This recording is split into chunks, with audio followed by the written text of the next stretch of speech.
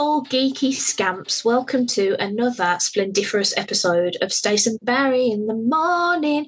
We're a pair of geeks on a sofa talking about movies and telly and comics and video games and music and all the stuff you want to hear about. This song is too long. I am the Stace half of Stace and Barry in the morning, and joining me on our extra long sofa all the way from the delightful Northampton. I don't know if it's delightful. I've never been. Could be a shithole. Don't know.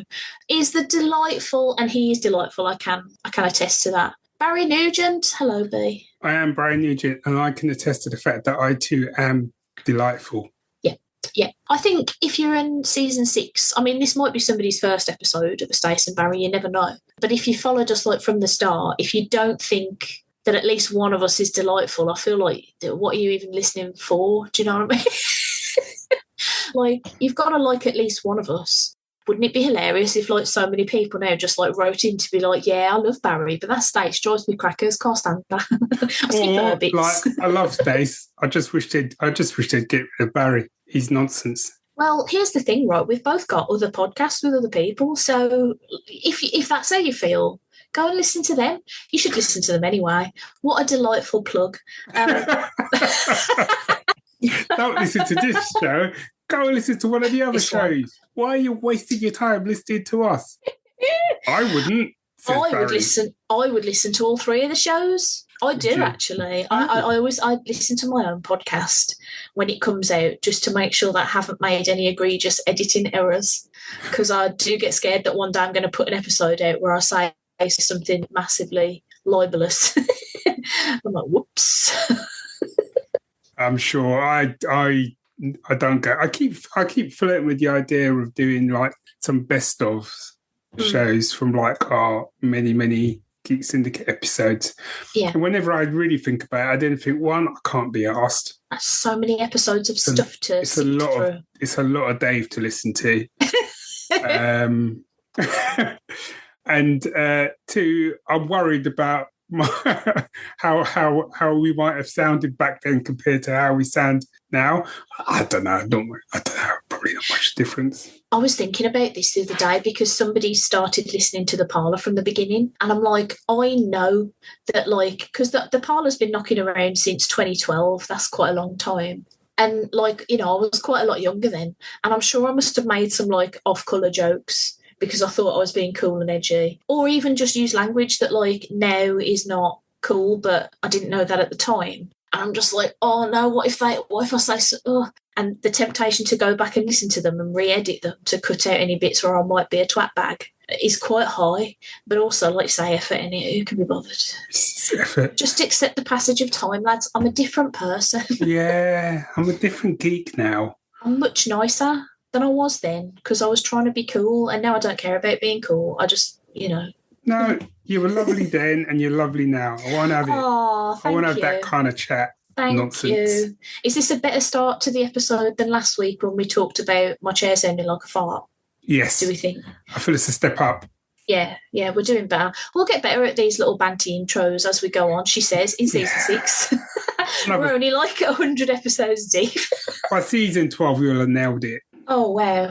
Imagine that, podcasting when we're like, you know, super old. Anyway. Well, I mean, I've been 56. I don't really have to imagine. Well, you're not. That's not old.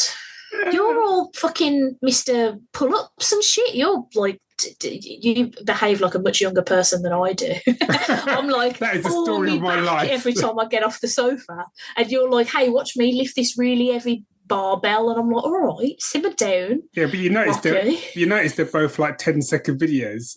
Have you just sneakily edited out the bits where you fall flat on your face? Oh, fucking hell. Anyway, this is ostensibly a geeky podcast about nerdy things. I'm going to do some trumpets, and then should we do our pick of the month? Yes.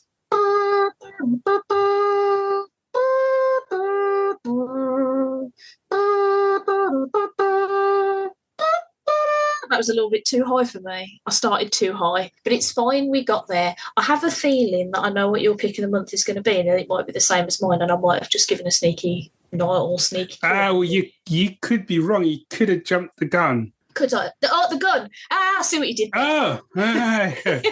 Well done. I'm great at James Gunn. Tippity tap, tap, tippity tap. Go on, what was your pick of the month, Boo? So, my pick of the month was going to be Thunderbolts, which was the new Marvel one, because I hadn't seen it. Everyone else has seen it. I finally sat down to watch it after all the hype had died. Absolutely loved it. It's so good. Yeah, I really did enjoy it. However, given some of the comments I've made about my feelings about going to see this film, i.e., that I feel it's only fair that I give it its due. So my pick of the month, nay, my favourite film so far, I think this year, is Superman. Yeah, that was mine too. I did bring a sneaky backup, just like because I thought if Barry's Superman, we should do a bit of variety, shouldn't we? But like I just want to talk about Superman. It's so good. Do you know what? Right. Oh, so one before I sort of say what I actually liked about it, one of the things I actually really liked about it, and I think it's something that being a geek these days, I feel like a lot of geeks have just forgotten. I don't know the joy of being a geek. I don't know. Was that I went to see it with Sue, and Sue isn't a geek. She likes to watch a lot of things and whatever, but she by her own admission, she said, she isn't a geek. And what was really joyous was we'd seen the trailer of Superman when we'd gone to see Jurassic World Rebirth, which I also enjoyed. And she was like, I didn't really know anything about this new Superman film, wasn't really that interested. I don't know if I'm still interested or not, but she was like, but that guy is Superman. Whenever I seen that guy, I said, that guy looks like how I imagine Superman to be. And she said, I haven't thought that since Christopher Reeve. Now, this wasn't me, this was C. So immediately I thought, well, there's no way I'm not going to go and see this at cinema without Sue, because sometimes it would be like, I'll just wait for streaming. So anyway, we went to see it, and there were times where I looked over her and she was like in tears. Wow. And when we came out of it, she literally listed off all the things that she liked about it because she didn't want to forget. But her overall comment was like, she was like, that's Superman. She just kept going, that's Superman.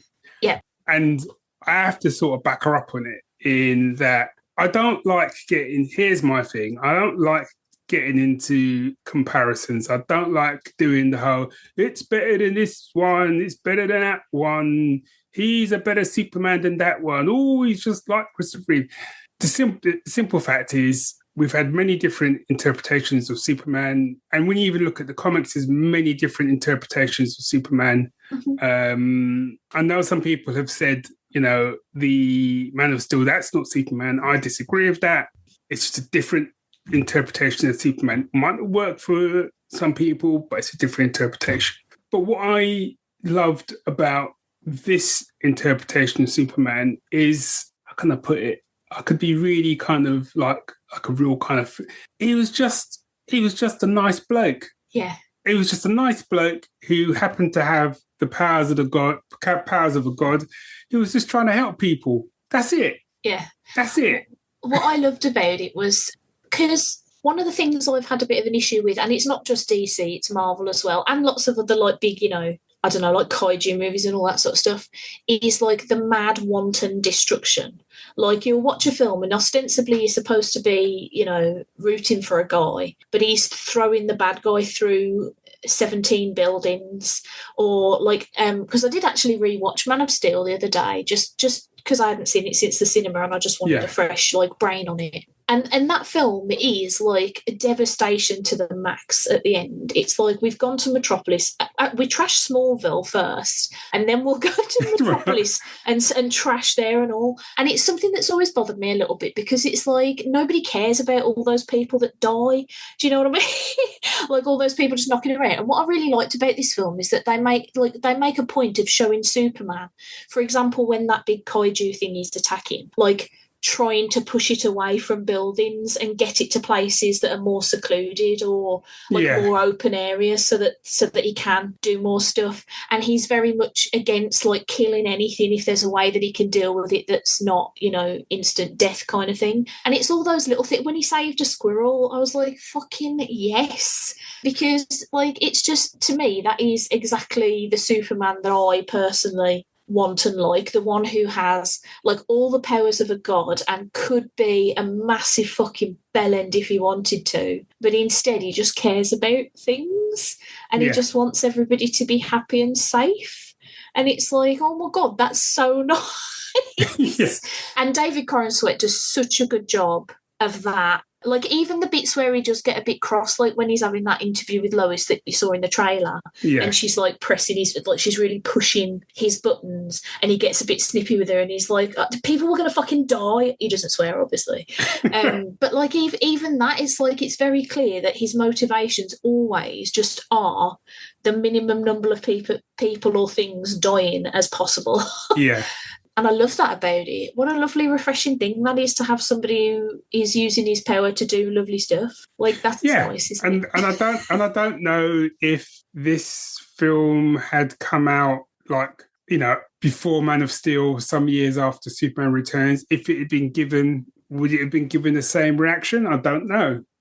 Is it a case of that's just where we are? This is the sort of stuff we're looking for now, and we didn't realise that's what we needed? I don't know.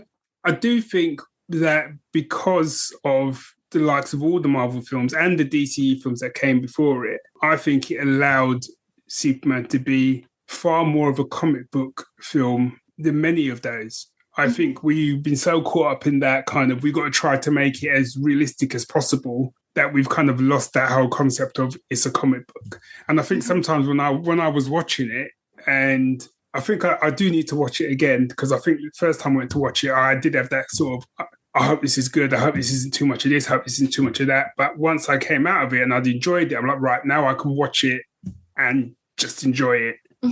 But it's definitely like the most comic book movie I've seen in a while. And by that, I mean, not the most, you know, it's not because it's like comic book accurate. It's just, it was so, in part, so ludicrous and so over the top. It felt like I was reading a Superman comic. Yeah, I mean, the thing that I sort of point to when I'm going for that same sort of point is that, like, in comics you can get away with stuff that is objectively silly, but it's fine because you're reading a comic, and sometimes you worry a bit about how that's going to translate to the screen. And one of the issues that, well, not issues because I wasn't like worried about it, but like one of the things I was thinking when they sort of announced, you know, who was going to be in this movie was like, I don't know if I'm going to buy real life Mr. Terrific, because he's a man who runs around with a T on his face and fair play on his arms, and he wafts around in this like non-chair and throws balls at people, and that, like, it's objectively silly. And I was like, I came out of that film, I was like, that guy was fucking cool. Yeah, he's so fun. I want a film of that guy. Yeah, and what I loved about it as well is that it didn't really, you know, have to like spoon feed you that backstory. It's like, this dude's smart. That's all you need to know. Yeah, he's real fucking smart. And I loved that. I was like, where's this guy been all my life? But also, they introduced Mr. Terrific in Arrow. I stopped watching that. Right? Like, It's probably a good thing, because he was god awful. He was god awful, and I just kept thinking, like, this isn't Mr. Terrific. I was like a kid every time. This isn't Mr. Terrific. It's like he gets shit at McDonald's. It's like, he's at McDonald's. It's a bit like that kind of, you know, just cut price Mr. Terrific, like just Mr. T. I don't know. Like you got him off Wish. It was a bit, you know, like Timu, Mr. Timu Terrific. I don't know. Terrific Timu. Whereas this Mr. Terrific, I'm like, that's how you do. There's a couple of times in the film I wanted to stand up and go, that's how you do Mr. Terrific. That's how you do Superman. Yeah. But for me, which is the biggest thing for all, I was like, that's how you fucking do Lex Luthor. Oh my God. I was worried about this because I thought Nicholas Hoult might be too Nicholas Hoult for me to forget that he's Nicholas Hoult. You know what I mean? Yeah. And be like, he's Lex Luthor. Within about 30 seconds of him being on screen, I was like, dude's fucking evil. what is wrong? What got up? This guy's knickers twisted, man. Yeah, he's and I think what I liked about his version of Lex Luthor is the kind of Lex Luthor that I kind of subscribe to. So it may not be, so he may not work for some people, but that's the Lex Luthor that I like, not the, I don't know what the fuck they were doing with that Lex Luthor and Batman versus Superman. That was a pantomime Lex Luthor. I don't know what's going on there. But this guy, I'm like, that's how he did Lex Luthor. And there's a speech he gives towards the end of the film, and I'm not going to spoil it, where, you know, it's basically his kind of monologue as to why I'm doing what I do. And it was a Lex Luthor comic that I remember reading. It was a 5-issue comic. It was all from Lex Luthor's perspective. So Superman was barely in it. And it was just where he was coming from. And I got a sense of that from what Lex was kind of saying, except far more extreme. But no, I thought he was brilliant. And he does something halfway through the film that I did not see coming. I was like, Jesus. I audibly gasped at that. I was like, oh.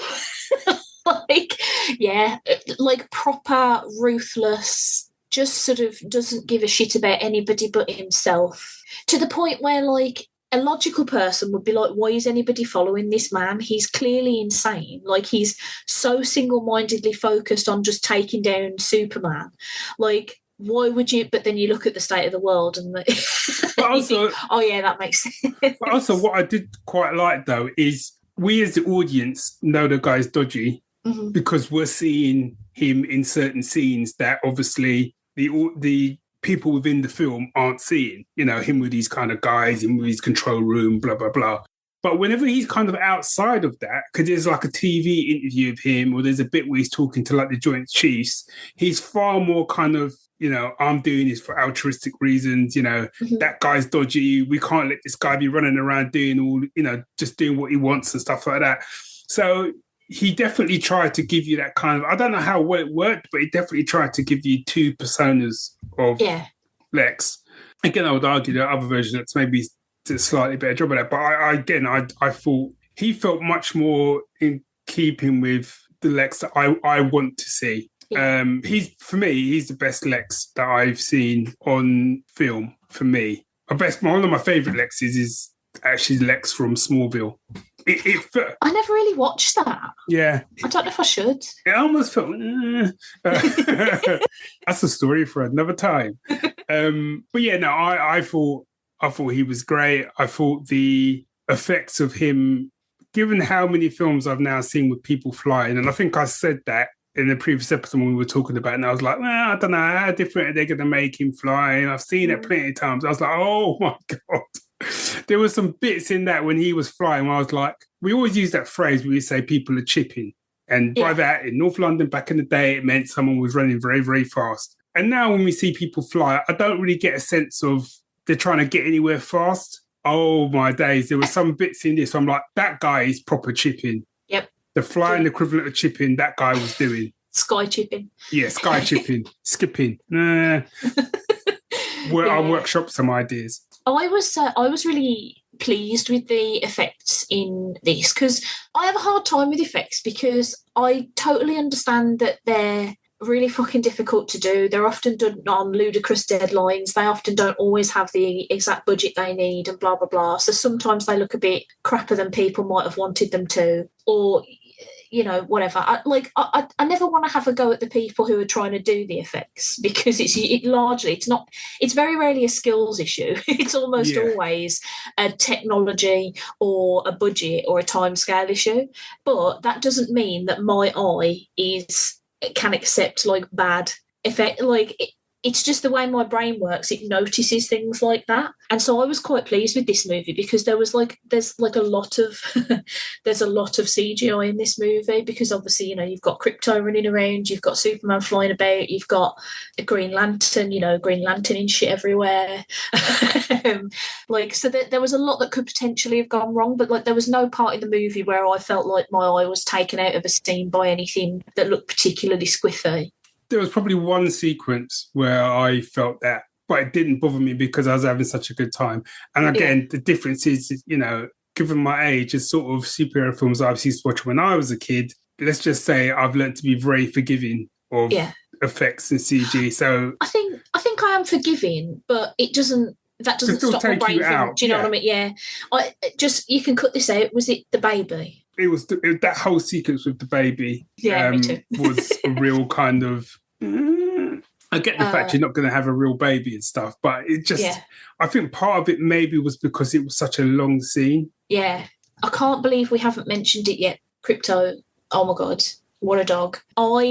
I'm terrified of dogs in real life, but for some reason still think they're like, if somebody shows me a picture or a video of their dog, it makes me intensely happy as long as it's not near me. And I just have fallen in love with Crypto. He's my new favourite guy, even though he's a little arsehole, isn't he? Yeah. Like, he's just like the world's most excitable dog and also has like super strength. It's like the worst two things you could. It's the worst combo for a pet. Of yeah. But like, what an absolute cutie patootie! And oh my god, when he starts like trying to take on some of the villains, I was like, just get in there, Crypto! I was like losing my mind. And I also need to say that I have to give like big props to Rachel Brosnahan. Yes, because that Lois was a very good Lois. We like this Lois. And also a hats off, tip of the hat to like the writers as well, because they did a lot of things with Lois. I'm scared of spoiling too much. Yeah, they did a lot of things with Lois that I wasn't necessarily expecting, and they didn't do the things that maybe I might have expected. Yes, there you go. Here you go. Dodged that bullet rather well, I thought. I think so. But I think like that scene that you get in the trailer with her sort of interviewing Superman / Clark is like a perfect example of like how like James Gunn is so good at like casting movie or whoever it is he works with to cast movies. They're so fucking good at it, because I don't think they put a single foot wrong in this movie. Like Corin Sweat, perfect. Brosnahan, perfect. Why have I forgotten like everybody's names? I'm so bad. The guy who played Jimmy Olsen, brilliant. Oh, yeah. Nicholas Hoult, brilliant. Like, oh, my God, Anthony Corrigan, who played... well, they don't call him Metamorpho in it, do they? I don't know what they refer to him as. I don't think they do. Element Man, maybe. I can't remember. But, like, oh, my God, he was in the TV show Barry, and that's where I first saw him and fell in love with him. I was like, oh, this dude's fucking good. And, Nathan Fillion, perfect. Like, I don't think they put a foot wrong with the casting. And what was great about it was every character that they introduced, I would happily watch more of in different future things. Like, I'm excited about the DC universe now, where I haven't been before, because like all of the previous like DC stuff, there's been some that have been good, some that have been fine, some that have been shit, like total shit. But even the good ones have never made me particularly excited for the next thing, if you know what I mean. Yeah. Whereas this is like, oh, now I can't wait till Peacemaker season 2. I can't wait till Supergirl. I'm so excited about Clayface and like all this other. And one of the things I love about James Gunn, I've got to stop gushing. I'm so like, I love this movie so much. But one of the things about James Gunn that I love is that he's obviously a really big comic book nerd, and he's not afraid to pull out characters that other people might be afraid to touch. Like, I can't imagine anybody else helming Superman and thinking, I'll bring in Metamorpho and Mr. Terrific and, like, Hawk Girl and Guy Gardner in the first... Like, do you know what I mean? And, like, that brings me so much excitement in terms of, like, who the fuck are we going to see in all the future stuff? I'm so excited. I think what I really liked about this as well, and I'm trying to choose my words carefully, is that you're dropped right in the middle of it. And again, I think it's that fact of, had we not have had all of the movies that came before Marvel, DC, whatever, you wouldn't have been able to do it, because I don't think people have accepted it in this way. But nowadays, people know the score. Mm-hmm. So I just love the fact that, like, he's Superman. He's been Superman for years. So we didn't get any origin stuff. That's all done. And that for me, I loved that. And I actually think, weirdly, it's not often I say this about the film, one of my kind of criticisms, I don't quite know what the word is, but I actually came out of it wishing it was longer, because he did have so many characters and he had so many good characters. But I think because he had so many characters, some characters didn't get the screen time they should have got. So like the whole kind of... where was Perry White for the majority of it? Yeah, and that guy, and I think some of it, the problem is like, for some of them, like the guy they got to play Perry White, I've seen in other shows, he is a fantastic actor, but he didn't get a chance to really do much. So that's, do you know what I mean? So, and obviously, yes, you've cast those people now and you can have them going forward and stuff like that. But that was just one of my things. I was coming out of it sort of going, it would have been nice to have seen a bit more of like the Daily Planet lot. It would have been, I barely saw anything about Hawk Girl. And I know like people sort of got, and again, I know what he was maybe trying to do is trying to kind of not just do the stuff that people expect to see from a Superman movie. But one of the things I do love with Superman is the dual identity. There wasn't a lot of Clark Kent, and there just wasn't. And that's just me.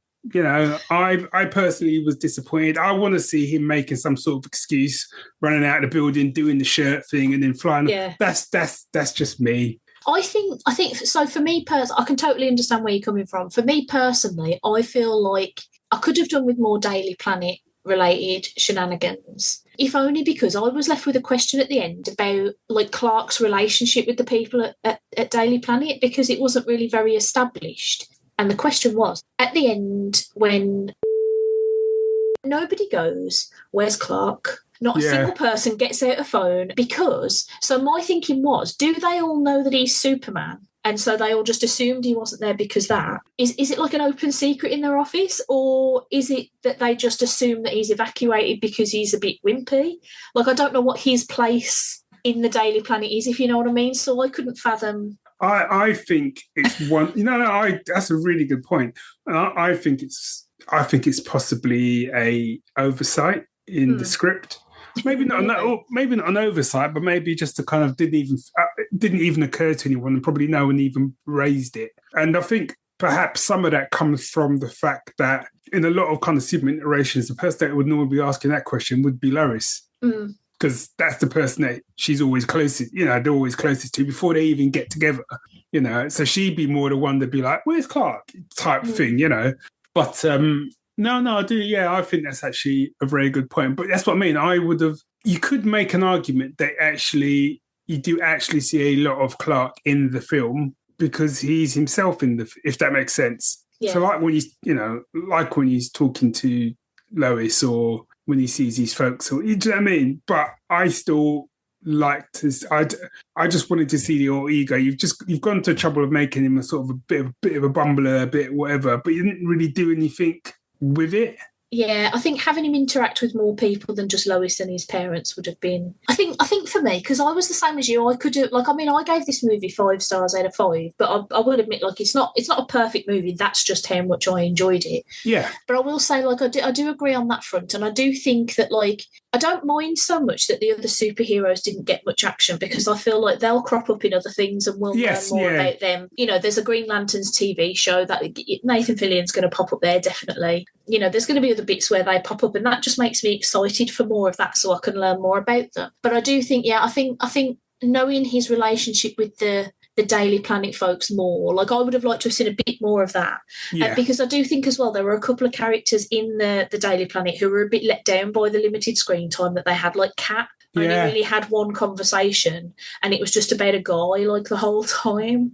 This guy was treating her like shit or something. I can't remember exactly because it's been a couple of weeks since I've seen it. But yeah, that wasn't the most exciting view of Cat. Do you know what I mean? Steve Lombard though, I'd happily watch that guy all day. I love Beck Bennett so much. I think he's fantastic. But yeah, overall, to me, this was the perfect way to sort of restart, but not really, a Superman, a DC universe. Because, like you say, starting it sort of, people keep saying that they throw you in the middle, but I think they definitely give you all the information you need. Superman's origin is all there. Yes, they just don't spend a half hour at the start of the film on it. It's just drip fed to you in the bits where you need to know. So I actually think it's baffling to me that people have been coming out of this movie and going, well, I didn't understand it because I didn't get... So where did Superman even come from? And I'm like, mate, the whole story is about the message from his parents from Krypton. What are you doing? Watch the movie. But yeah, I just think it's a great way to set up a world that now I am very interested in knowing more about. And I literally can't wait for more stuff now. And I'm annoyed that there's not another movie until Supergirl next year, because I want some more. But I also think he's been I think that's the way to go about it. because now a lot more people are kind of ragging on Marvel, and I think part of that. Be careful what you wish for. Personally, I love the fact that I'm now in a time as a geek where there's just so much I can choose from. Mm-hmm. And it's just a case of learning to pick and choose. But I think you got to a stage with Marvel where I think after Endgame, and it was an Endgame, they didn't have another game lined up. And I think, and there was an element where it did feel a little bit like they just didn't know where they were going with stuff. And I think part of that is, I think part of the problem with it is the way they led up to Endgame. I don't care anyone says, when they did like that first phase, they didn't know they were going to Endgame. They might have known they were going to the Avengers. Yeah. But I didn't know they were going to go all of that way and have all of these tie-ins and blah, blah, blah. And it worked. Some worked better than others. But I think the problem is after, landing it, people were then, and I think they themselves are trying to basically do the same thing again. They were setting up the expectation for another big overarching thing, but they don't seem to know what that was. And then obviously they had the issue with like Kang and whether to bin him off or not, and that didn't help, obviously. But even the setup with Kang, I honestly think, and like this is coming from some nobody who has nothing to do with film or knows anything about, how cinema works, so take this with a massive pinch of salt. But personally, I feel like after Endgame, they could have done with like a little break and just do a couple of movies that weren't super connected, like obviously set in our universe, but they don't necessarily lead to the next big thing while they figured out what that thing was going to be. Yeah. And then head towards that. But I mean, the thing with Marvel for me is that I was looking at because I went to see Fantastic Four the other day, and I was looking at my Letterboxd list of like Marvel movies ranked, and like people keep whinging that like Marvel they haven't done anything good since, and it's all shit. And this was just looking at the movies, not the TV shows, because I don't put those on Letterboxd because I think that's cheating. And like, there's like, 38, 40 movies, something like that. And you get all the way down to like 27 in my list before you get to like 2.5 stars or less. Yeah. So that's like average to shit. And like most of the movies are like well above. So like, I just don't know. I just think but they set up an expectation that they were never going to be able to hit. And it's a shame that they did that, because then people aren't going to see things like Thunderbolts, which are brilliant. I loved Thunderbolts. Like, yeah, like I think part of it is, like you said, is people were going to see the films and looking to see, well, how does this tie in? Yeah. Where's this leading? Or waiting to see the cuts, waiting to see the end credit. And then, we're in the stage now where people are now like, well, that end credit was shit. That end credit went nowhere. Where, like, I remember going to see Iron Man and Nick Fury coming out and doing the whole, like, I want to talk to you about the Avengers, and everyone losing their fucking minds. We've lost, that's gone now. I think that's gone. And I think there's an element of that was because I didn't think that was ever going to happen. I didn't care. I was just excited to see Nick Fury talking about the Avengers. The fact that, like, I didn't think there was actually going to be an Avengers movie. So when we get it now and some things happen, and there was an end credit in Thunderbolts, which was really good because obviously it links into Fantastic Four and stuff. And I was like, oh, that's really cool. But I also knew the Fantastic Four film was coming out, but I still felt that was really cool, sort of link in. Mm-hmm. I almost feel to a certain extent now, like, let's just stop with the after credits stuff for a while. Let's just stop. Just stop doing them. And then start up again. A couple of years and then just drop one in. Yeah. But I think now it's just everything is just over saturated. So you don't get that same level, I believe, that same level of excitement as you used to get sort of back in the day. Yeah, and the impact is lessened. Yeah, and I do think you're right. I think there were some really good films that came out after Endgame that I enjoyed, that came out after Endgame, that didn't go anywhere and probably will never go anywhere now. But the problem is because they stick all these end credits in, you think, oh, that's going to go to there, and it doesn't. Like, I really like Shang-Chi. Yeah, it's a good film. Yeah, and also as well, there's lots of times I'm like, I can't see how all these characters are going to come together. I don't know.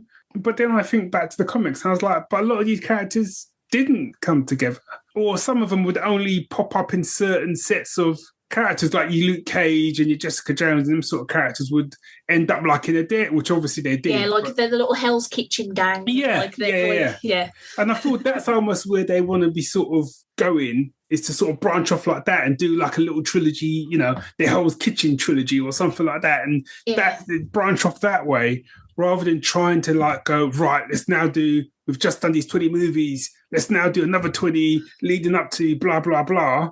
I do think as well, though, that like, I totally agree with you, but I also think the audience expectation is a little bit too high. Everybody's expecting Endgame from every movie that Marvel has made since Endgame. And like, even if they had a perfectly clear idea of exactly where they were going and exactly how it was going to overarch, and they hadn't had any problems with like casting issues with, you know, potential arseholes or whatever, like if they'd have done exactly what they'd intended, there would have had to have been set up. Like if you go back to the first like couple of phases of Marvel, like in the lead up to Endgame, not every movie is a grade A 5-star banger. They're all mostly pretty good. I'm not a big fan of the early Thors, to be honest, but that's just me. But like, not all of them are like grade A 5-star bangers the way that Endgame is. And for some reason, after Endgame, everybody was like, well, that's the caliber of Marvel movies now.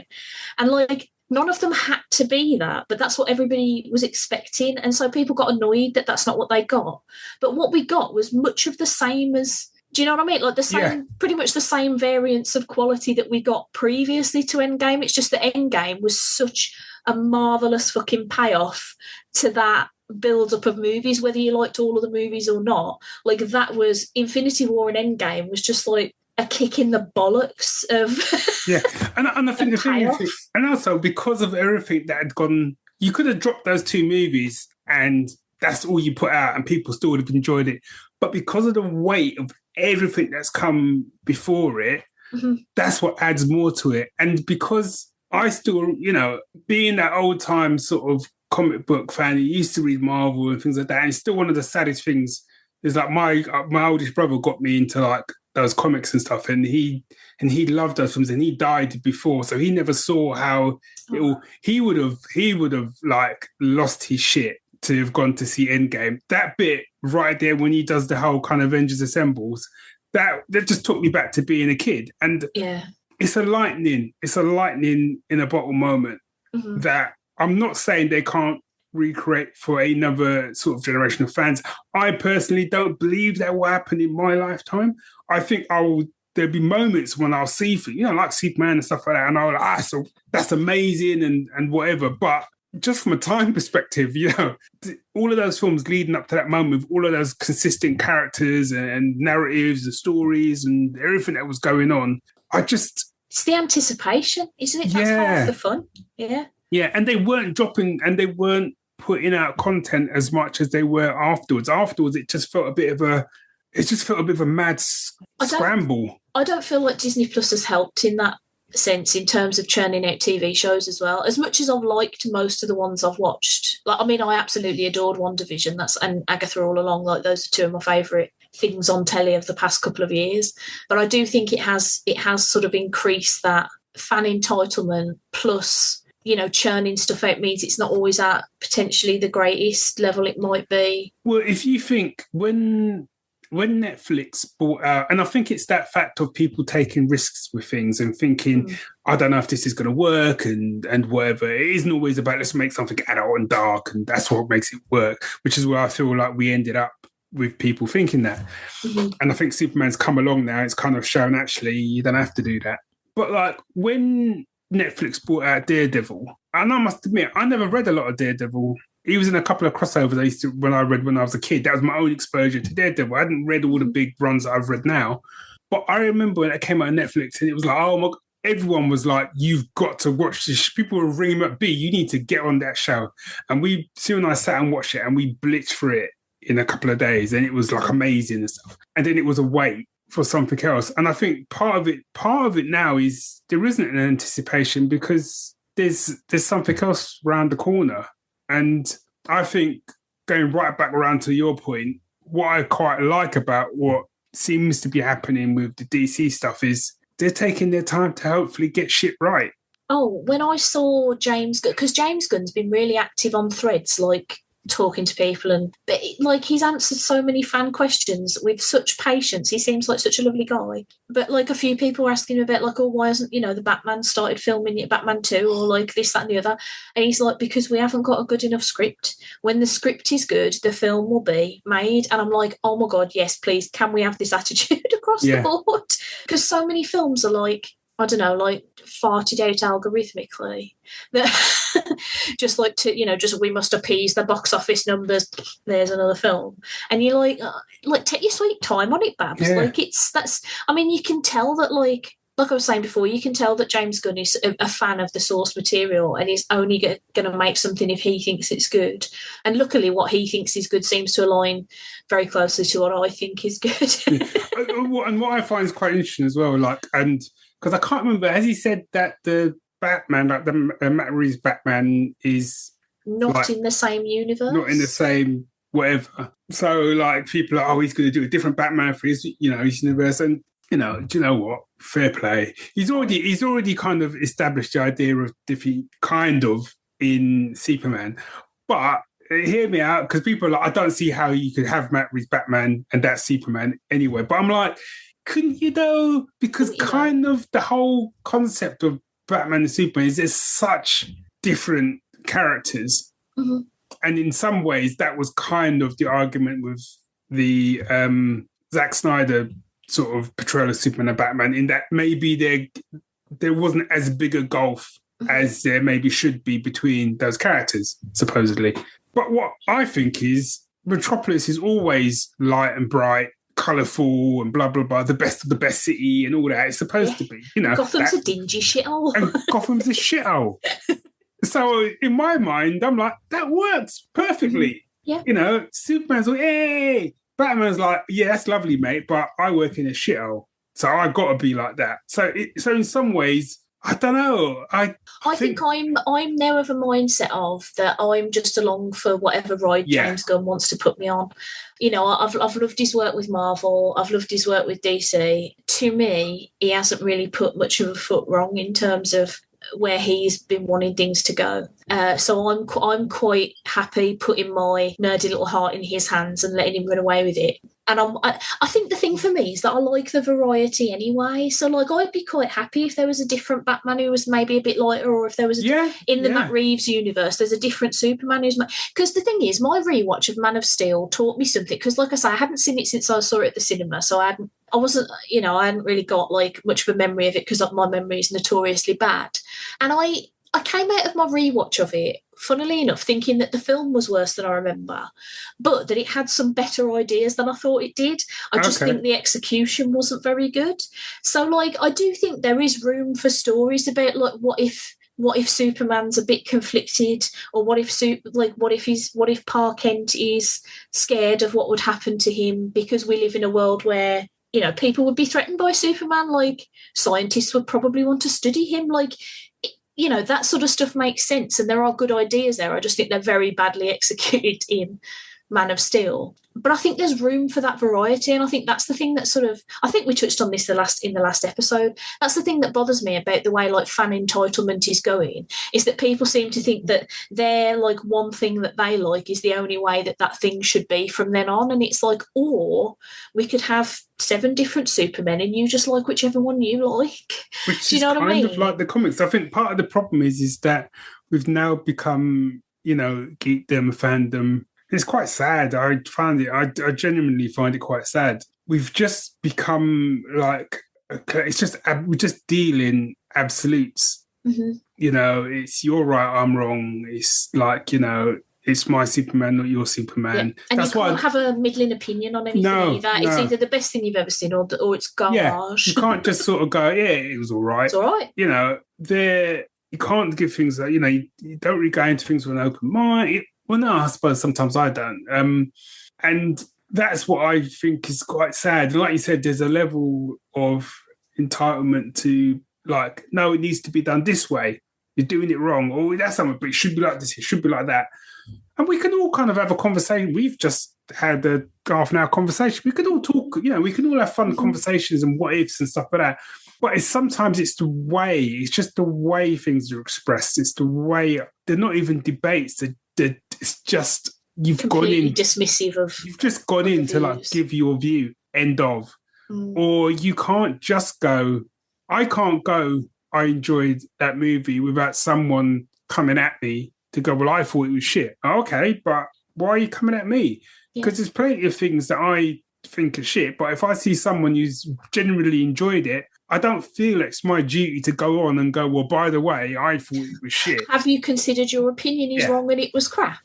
Yeah, and I think it's one of the reasons why I still love podcasting, and probably one of the other reasons, which I didn't realise really until like the last sort of couple of weeks, I guess, why I probably don't post as much on social media, and why whilst I miss the Geek Syndicate website desperately, another part of me doesn't feel, every time I feel about like starting it back up, I don't know, there's just something where I just feel like I don't want to. And I think the reason is it's a very different landscape we're in now. And I do think a lot of that kind of joy that used to kind of exist, where I'm not saying that, don't get me wrong, I'm not saying we've become like, there's always been that sort of stuff going on. I'm not saying that, but it just feels more extreme now, I guess is a better way to look at it. It just feels more extreme, more mean-spirited. I mean, on the flip side though, because I do agree with you. Like, I had a post on Threads about Superman go, like, not super viral, but viral for me in the sense that like my posts usually get like 50 views and 2 likes, and this one got like 25,000 views and about 3,000 likes. Wow! But on the flip side of it, there were like thousands of comments from people who were just like so fucking joyful about how amazing that movie was, and like about how they love it. Like, I do think social media is a double-edged sword for me, because a couple of people did, slip in there and tell me I was an idiot, or like I've got no media literacy, or I was a dumb woman. What do I know about Superman? And I just gave them a little block and carried on with my day. But like, I do think like I am quite glad I'm not a very big account on social media, because that level of attention was, even just 3 or 4 negative things coming through was like, all right, fuck off, and it annoyed me. So like having that on a regular basis would do my swede in, I think. But it did, like, there were a lot of people who were also like gushing about it, which is really nice. And I've seen a lot more positivity about this film than I have about a lot of genre related films. Oh, Suzanne, I've just realised how long we've been talking, and we've only done one segment, and we only talked about one thing. I briefly just want to say that the backup thing that I was going to bring to the table, because I knew we were going to talk about Superman, was that I went to see The Naked Gun, Legacy sequel, and it's really fucking funny. Like, it's really genuinely, like, it's exceedingly silly. It's very much in the spirit of the original movies. Liam Neeson's great. Pamela Anderson's wonderful. And, like, there was a segment in the middle that genuinely had me, like, gasping for breath because I was laughing so hard for, like, 4 minutes straight. It's really good. To give you, an idea of the level of comedy it's at, one of the jokes that, like, absolutely killed me was there's a bit where, like, Liam Neeson's talking to somebody about how he thinks, like, it might not have been a suicide, like this case might not have been a suicide. And the guy he's talking to says, oh, do you suspect something foul? And he goes, no, I don't think a chicken could have done it. I was like, oh yes, this is Stace level humour. We love this. It's very sort of like, Leslie Nielsen Airplane-esque, like naked. Yeah, it's great. Yeah. So that was my other pick of the month, just to bring a little bit of variety to the table. Okay. And then really quickly, we won't do Geek All About It, because I've just looked, it is 8:15 and my eyes are square. We have been here for an hour. We have been here for an hour. But I will end my piece by doing a quick musical musings. Jazz music. Go on, B. So my musical musings is from Superman. Oh, shocker. Hold the front page. I know. It's I'll keep it. And I thought, even as we were talking, maybe I shouldn't do it, but I don't give a shit. It's a film I really enjoyed. I wasn't expecting to enjoy. So I'm going to give it the props it deserved. And I'm trying to remember who's done the music for it now, because it's 2 people. I think it's John Murphy and David Fleming, and obviously they've used bits of the John Williams Superman theme. But just a quick aside, I want to give it props, because I know loads of people have said, like, oh, I needed more of the Superman theme. No. I thought it was a personally, I thought it was a genius move to use it to sprinkle it, but then and to mix it up a bit in the way they used it. Because for me, when they did it with Superman Returns, and I think they even used it, I think in one of the maybe even in Justice League they might use it. I don't know. Not ages it's the wrong way to put it, but it automatically puts you back in the Christopher Reeve days, and you're automatically thinking, why isn't this guy Christopher Reeve? Do you know what I mean? It's that score is a pair of big shoes to fill, and you don't really want to be putting people in the mindset of something else that they loved. Yeah. Do you know what I mean? Because it automatically makes you start comparing things when you don't really want to be. You just want to be enjoying this thing. Yeah. And I think so when people sort of go, but that's super. No, because I think, again, going back to Man of Steel, like the Hans Zimmer Man of Steel album is phenomenal. Good. It's phenomenal. Right. And his theme, which I think I can't remember what it's called now, is phenomenal. So you don't need to have the original Superman theme. Mm-hmm. But this one, the tune that I've picked is called Look Up. Yes. Which is the one which really uses the theme, but really mixes it in and stuff. And when they dropped that in cinema, I was like, that's how you use it. That's how you use it in a new Superman film. You make it your own. Yeah, I love that piece. I've been mildly obsessed with that album since the film came out, to be honest. I've only recently started to listen to it, actually. Well, it's really good. I will say as well, like the Fantastic Four score by Michael Giacchino is just truly phenomenal. Like, it's the best thing about the film, I think. So, yeah, that's funnily enough, though, that isn't what I picked a bit of music from. I had my OST favourites playlist on a shuffle today, and a bit of music came on that I haven't heard for a while, and I was like, damn, this is a banger. It's called Last Story. It's by Junkie XL, and it's from Sonic 3. Oh. And it's a really, really kick-ass bit of music because it sort of goes through like 3 or 4 sort of phases where it's sort of like a bit emotional, and then it's a bit sort of like, oh shit, there's a bad guy, and then it's a bit sort of like, haha, triumph, and it's just like really fucking dramatic. I absolutely love it. I love that movie and the soundtrack to that movie. Like, everything about it is so good. I still occasionally chuckle when I remember that when you watched it, you just sent me a message saying I've disrespected my marshmallows, and it really made me laugh. Because that's something Knuckles says when he's trying to make s'mores, and it's really adorable. Last Story from Sonic 3. Nice. She's done. She's finished it. We've done it. There's an episode. I feel like we keep accidentally going longer now that we've gone monthly because we don't talk to each other as much. Hey, well, if you make up for the lost time. If you want shorter episodes, send us a postcard and maybe we'll read it.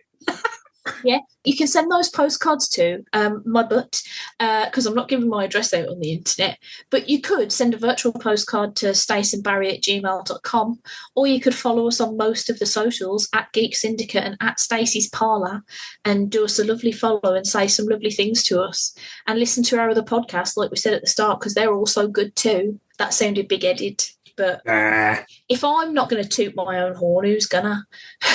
And on that note, everybody, stay safe, stay kind, stay lovely, watch Superman, and I love you. That wasn't meant to be a question. I love you. Bye. Bye, all. I love you. Do I? Do I? I love most of you. Okay. If you say some so. Of you can guess which ones. Yeah, but you, bell end. Wow. I know. Imagine there's somebody listening to that who's like, am I the bell end? Is it me? And my answer would be yes. The end. The end.